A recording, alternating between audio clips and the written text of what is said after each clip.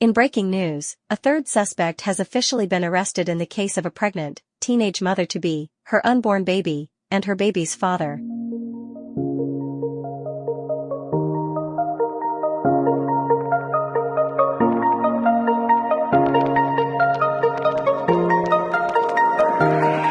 This video contains discussions about true crime, which may include topics such as violence, assault, and other distressing incidents. Viewer discretion is advised. If you or someone you know is struggling with mental health or has been affected by any of the subjects discussed, please consider seeking help and support from a mental health professional or a trusted individual. We thank you for tuning into Verdict Vantage. Like, comment, share, and subscribe. Ring the notification bell for more content.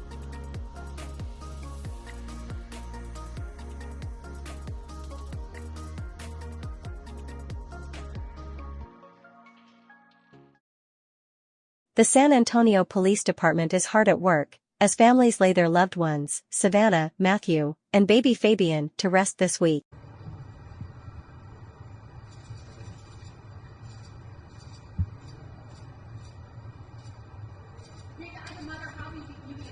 Myrta, did you give Christopher your gun? Did you give Christopher your gun to use in this murder? Are you sorry? Did you give Christopher your gun? How can you sleep at night? How have you been able to sleep at night? Stop, guys. Do you have anything to say to the family? Did you give Christopher your gun? What is your silence supposed to say? What message is your silence sending? Are you sorry? Does your silence mean anything? What do you want people to know? What do you want to say to Savannah's mother? Matthew's mother?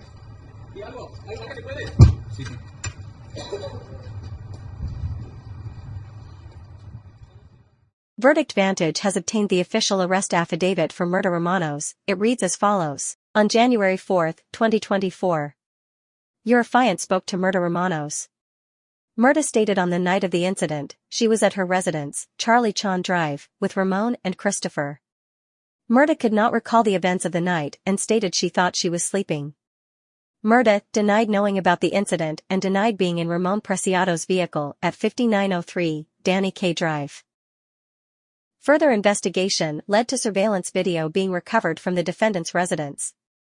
In the surveillance video, Myrta could be seen leaving her residence with Ramon Preciado on the night of the incident. Ramon and Myrta enter Ramon's vehicle and depart from their residence. Several minutes later, Ramon's vehicle entered the driveway of their residence.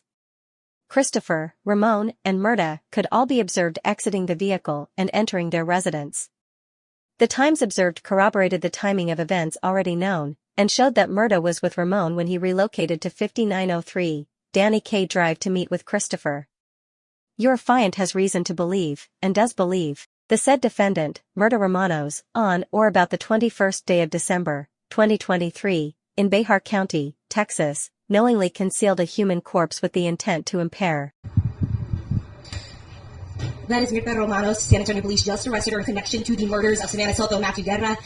Savannah was pregnant at the time of her murder, according to police. She was reported missing back on the Friday before Christmas, and police found her body and Matthew Guerra's body in a car on December 26th, the day after Christmas. San Antonio Police today staying tight-lipped on whether there is a third suspect in the killings of Savannah Soto, Matthew Guerra, and their unborn son. In a press conference, SAPD Chief William McManus did confirm investigators are looking into this portion of surveillance video, which appears to show a towel tossed into the hands of Ramon Preciado, presumably by a person inside his truck.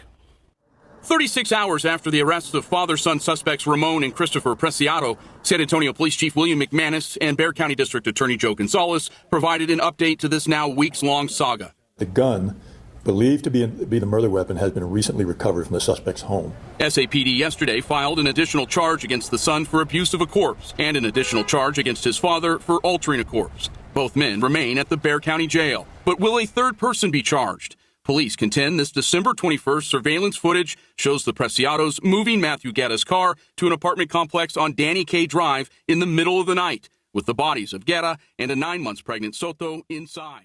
When the SAPD announced the arrests of both Ramon and Christopher, the public was dismayed that a third suspect had yet to be apprehended. As we learned in a press conference held by SAPD today, the investigators were very suspicious of a third suspect, yet didn't have enough probable cause for an arrest warrant at the time. Last week, San Antonio police made 2 arrests in this case, Christopher Preciado and his father, and now we have Myrta Romanos, who we're told is the mother of Christopher and married to the father of Christopher. So we are expecting to get an update from police as to why they think she's a suspect, but we know from the search warrant, some paperwork that we've gotten, that she told police that she was sleeping the night that this happened, and that she said it was her gun.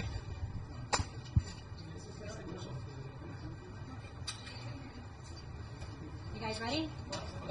Okay.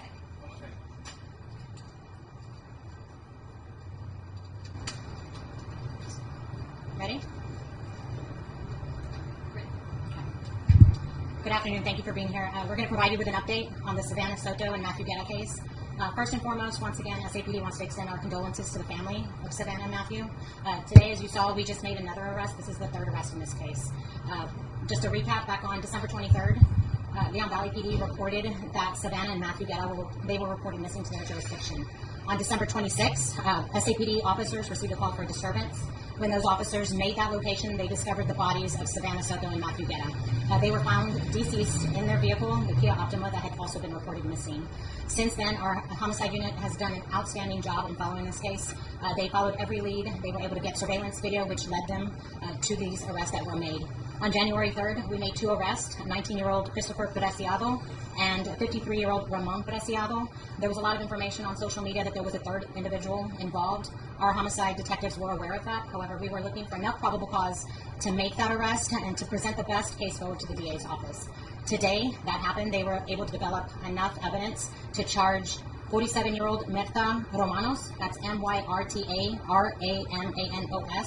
She is believed to be, I'm not sure exactly what the relationship is, but maybe a stepmother to Christopher, 19-year-old Christopher. She is being charged with 3 felonies, the first one being alter, destroy, conceal a human corpse, which is a 2nd-degree felony. She's also being charged with abuse of corpse, which is a state jail felony, and a 3rd charge, tampering with evidence. Through our forensic unit, we were able to develop information from surveillance video that shows Miss Romanos involved the night of the murder. That video surveillance shows her at the home right after the murders, and she was seen on video surveillance leaving in that black truck that we all saw on the surveillance video, and then returning to her home with Christopher and Ramon in that truck. At this time, I'll take any questions that you might have. It was her weapon, right? Excuse me? They matched her weapon to Right, that tampering with evidence, from what we understand, she stated that was her gun, so we do know that that was her weapon. We do know she was involved in helping get rid of the evidence concerning those bodies. No, our homicide detectives were aware early on in the investigation that there wasn't a 3rd person involved. We know that from the video surveillance when there is that towel that everyone's talked about being thrown.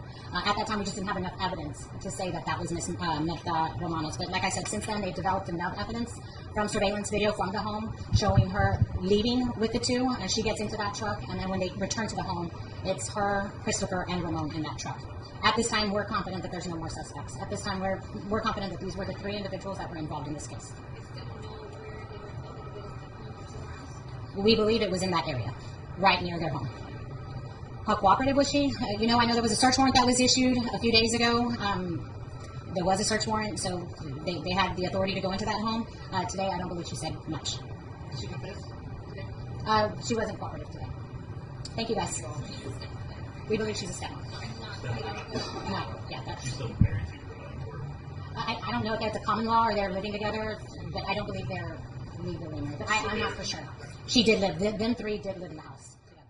Verdict Vantage extends our condolences to Savannah, Matthew, baby Fabian, and all of the friends, family, and loved ones involved in this tragedy. Special thanks to all of the reporters following and reporting on this case. All of your work, time, and due diligence for the justice of Savannah, Matthew, and their unborn baby does not go unnoticed. Verdict Vantage thanks you.